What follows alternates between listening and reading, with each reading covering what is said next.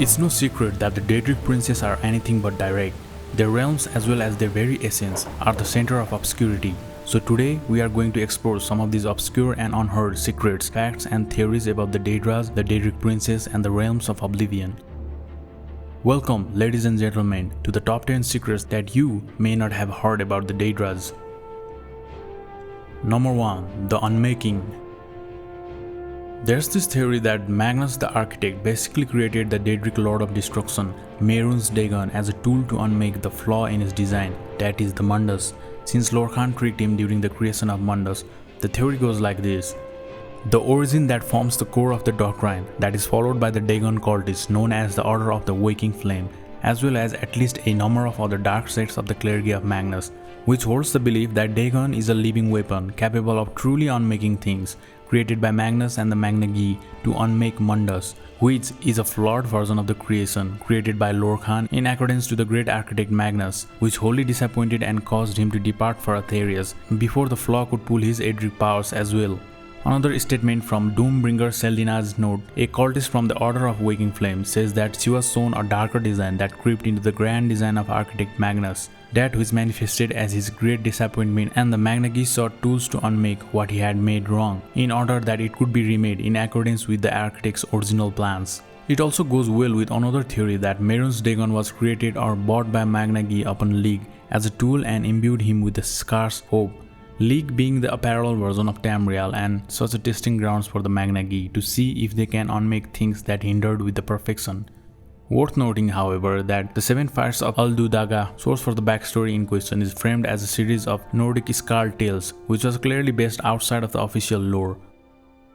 Number 2. Fair Hunt. The Daedric Prince of Hunt, Hircin, actually prefers fair hunt and not just bloodshed of the thrill of it. If a prey doesn't have a means to escape or defend itself, then it's not considered a fair hunt, thus it does not please him. Therefore, he does not hunt or advocate anyone to hunt an unarmed and cornered prey that has no means of escape or defense. For example, the werewolf we meet in Falkreath has actually caused sacrilege because he attacked a little girl who had no chance to escape or defend herself. That is why we are granted his hunt instead. However, Hircin doesn't get angry or retaliate if you don't kill the werewolf, because it was still a good hunt considering that he was out of prison, had means of escape as well as defense as the werewolf. So when we let him escape, it is considered that the prey won and it was a fair hunt. In all practicality, Hircin could make a super xenomorphs that are basically unstoppable, creatures that could devour the world, but he doesn't, because then where is the fun and honor in all that? Number 3. The Spirit of Vengeance. The Spirit of Vengeance, as it was born from Azura's grief after the death of Fadome and Lorkhaz, is also said to sometimes come in the form of warrior. The warrior is connected to the Red Guardian myths of making way to Tamriel, which also runs parallel to Ysmir, the manifold dragon of the north that leads the Nords.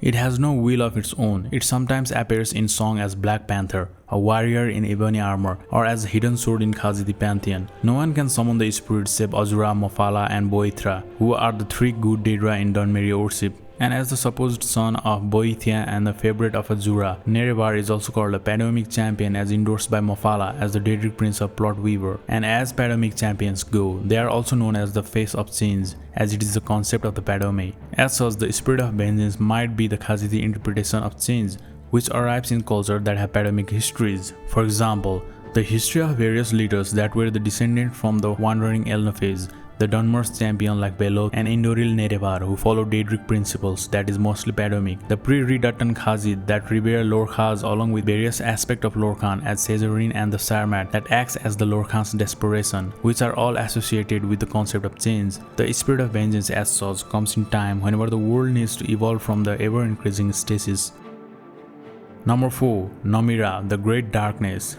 Namira is considered one of the oldest spirits and an entity that contributed to the creation of everything. She is tied to the concept of Sithis and Void. The Void is the sphere of Namira according to pre-riddle Thar Epiphany and rich folks' beliefs, which holds that she is the greater darkness or the spirit queen who reigns over the infinite realm of spirit respectively. The Sers and Droam Athra, known creatures of the Void, acknowledge Namira and Lorkhan as deities with power over the Void, and their own progenitors, the Dark Heart of Lork, as described as a piece of primal Void trapped on Norn and appears to be the same as Dark Heart that Azura tore out of Lorkhaz as an act of mercy. The void is both a location and a metaphysical force. It seemingly encompasses the orbis but also exists between its various planes of existence. It is the place between places. Deities seeking to create a new dimensions are said to first need to make a place for it in the void. In rich folk beliefs, Lork's covenant with Namira provided this for Mundus. In most other belief systems, it was provided by Cain or Kinnereth. There is a story that goes like this. It is said that someone asked a famous artist how they sculpted so well. The artist said, "You just chip away every part of the marble that isn't the elephant you're sculpting." Here in the grand sense of Elderscrolls cosmology, Namira is the block of marble and everything else is the elephant. She created or allowed things to be created, withdrawing herself from them. Namira is an entity that has always existed, and with her mortal incomprehensibility and our own comparative insignificance, she is padomic in nature, meaning the concepts surrounding her are the subject of change, and it runs parallel with Akatos and Alduin, who end one existence to begin another. Namira also plays a role in this in a grander way, such that when the current Kalpa ends and the world begins, the memories of none decay into nothingness. Then Namira claims the carved out piece that will eventually merge with her and allow it to be recarved again. And this idea of Namira as one of the creator of Mundus goes very well with the rich folks' lore, as they see Mundus as carved from the void that is Namira. According to the Rish myths, Lork, that is the variation of Lorkhan in Rish folk myth, convinced the Spirit Queen Namira to grant him a piece in the infinite void where he could create a realm for wayward spirits. Similarly, in Khaziti mythology, Namira took shape as the great Darknes, so the void filled the heart of Lorkhaz. In a sense, she is born as a twin of Lorkhaz, an Aedra, and Fadome gave birth to Lorkhaz, the last of her litter, in the great darkness, and when he was born, the darkness knew its name, and it was Namira. Number 5. Soul and Vestige. Daedras lack soul like mortals, but they do have vestige, or sometimes called animus, which is equivalent of a soul in padomic basis, meaning that the mortal's soul is anuic and Daedras are padomic, where mortals can lose their soul and as a result their life if anything fatal happens to their body, while the Daedras only practically die if their vestige is destroyed, making them practically immortal. When a Daedra quote-unquote dies, their vestige passes to the void or the respective planes of oblivion, where either the chaotic Creatia can resurrect the Daedra or be used by the Daedric princess to create new Daedra. Number 6. The horror soul that is Sheogorath. Many people, as far as I know, view Sheogorath as this funny Uncle Sheo who does hilarious pranks and turns dragons into chickens and whatnot. But the true nature of Sheogorath that is not much portrayed in many storylines are truly horrific and psychotic. Personally, I actively dislike Sheogorath after finding out many horrific deeds that he has done that totally turns the funny narrative around him upside down. The game portrays him as this silly and whimsical, random and crazy prince, but the true insanity is, honest to God, terrifying. The insanities Sheogorath has performed could go from a man luring his own children into woods, chaining them in caves, and force-feeding them pieces of their own tongue. Insanity is tricking a father to decapitate his own son and then keeping him alive for eternity as torture, as his father watches in horror while the decapitated head of the son begs for mercy. Insanity is a woman so obsessed with her beauty that she starts collecting people's eyes, because beauty is in the eye of the beholder, and if she holds all the eye, well, she must be the most beautiful person. Insanity is the baker mixing broken glasses into his bread for the whole village because their insides needs to come out. Insanity is a crushing despair that persists against all reason, that gnaws at your every thought, whispering poison in your ear until you can no longer tell the difference from your own inner voice. Insanity is the utter silence that speaks so loud you cannot hear anything but deafening silence, making you the loneliest person to ever walk. Sheogorath has been part of some of the most nastiest and horrible deeds, and in my opinion he is the vilest of the prince that turns everything into a demeaning drama and makes light of serious issues while making everyone forget the horrors that lurks behind his seemingly innocent smile with his wits and pranks as a facade. Number 7. Vivec, Molag Bal and the CHIM. Ladies and gentlemen, hold on to your hats because this one might knock you out of your chair. Here we go. In one point of time, Molag Bal was castrated by Vivec by his mouth. According to Sermon 17 from 36 Lessons of Vivec and other sources, Vivec made a deal with Molag Bal, allowing Molag Bal to dominate him. Vivec used this to learn the final bit of information he needed to know for CHIM. According to Sermon 12, Molag Bal forced himself upon Vivec in a ceremony known as the Pomegranate Banquet. Before allowing himself to be taken by the prince, Vivec says, I am meant to be the teacher of the king of the earth, El Alta Dun Kardok Padome, meaning and the weapons of the hands of Padome in the Elnofex language, to which Molag Bal adds CHIM. This is essentially an obscure and metaphorical ritual where Vivec completed his information about the orbis through Molag Bal to achieve epiphany.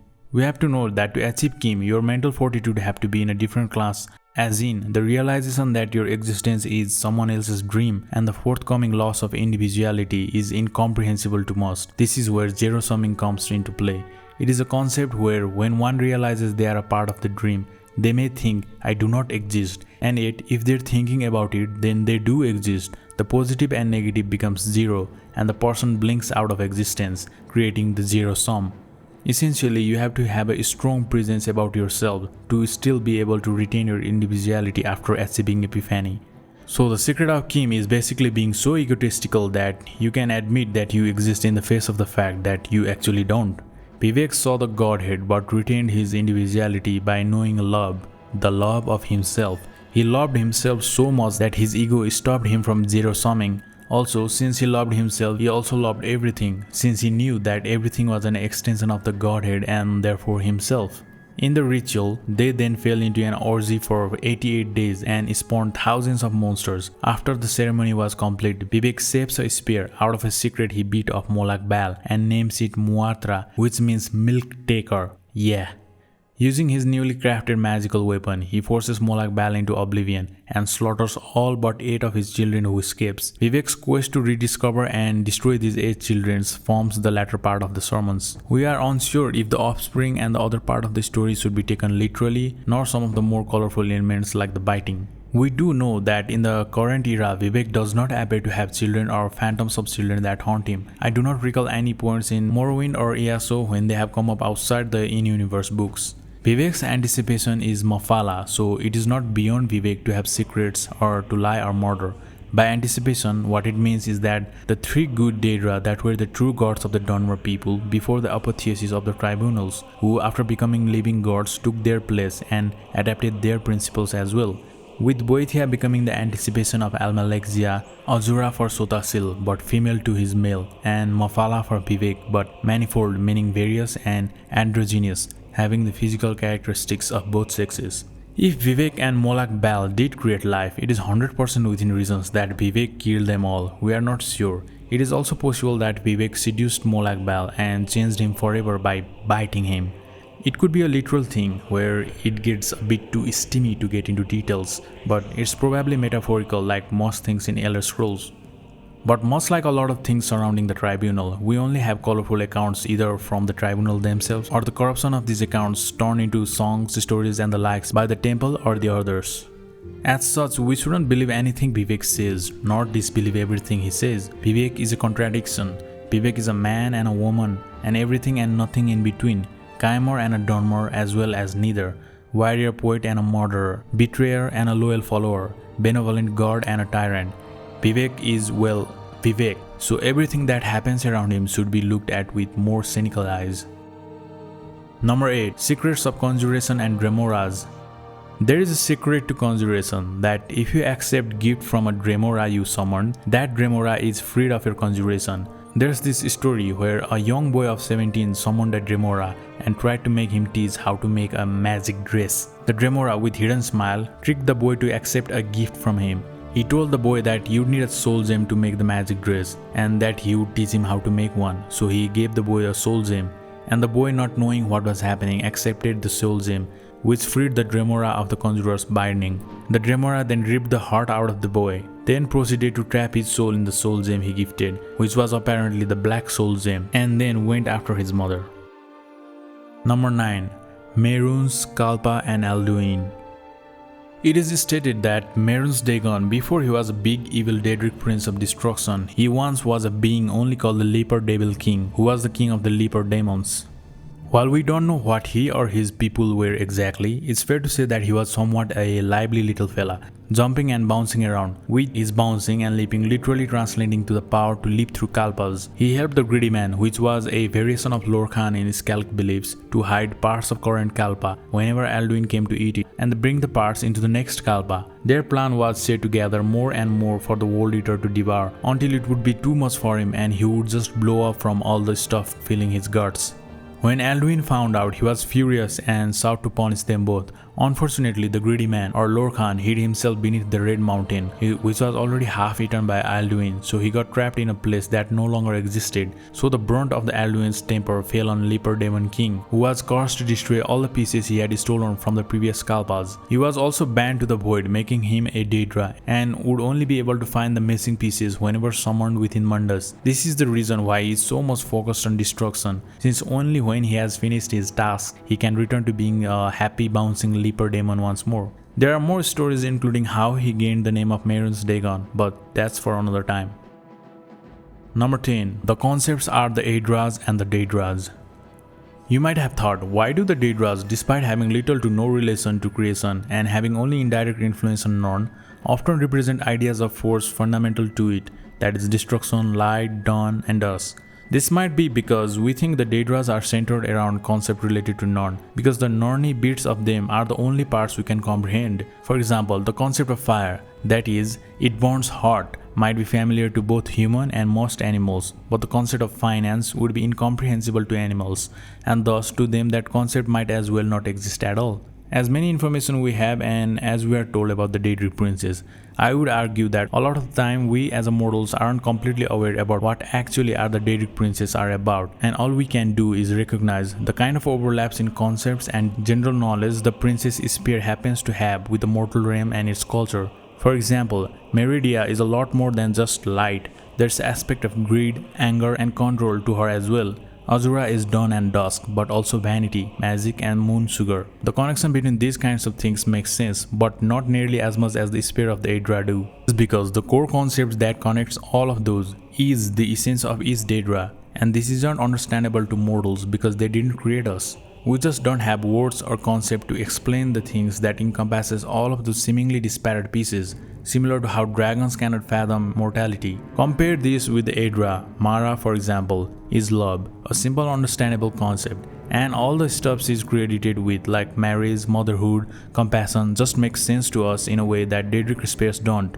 We just understand Mara's love in a way that we understand water quenches the thirst. As such, there might be a number of incomprehensible concepts about the Daedras that we cannot fathom, which makes the essence of what the Daedric princess might be, and thus not totally understanding what a certain Daedric prince and their realm may be about. But we don't understand those Daedric princes because they aren't a part of our creation, so we just focus on the bits that are relatable to us. It's kind of like the allegory of Cave by Plato, where people who are chained to a wall all their lives gives names to the shadows projected on the wall from the objects passing in front of a fire behind them, which could be a totally different thing from what they are imagining.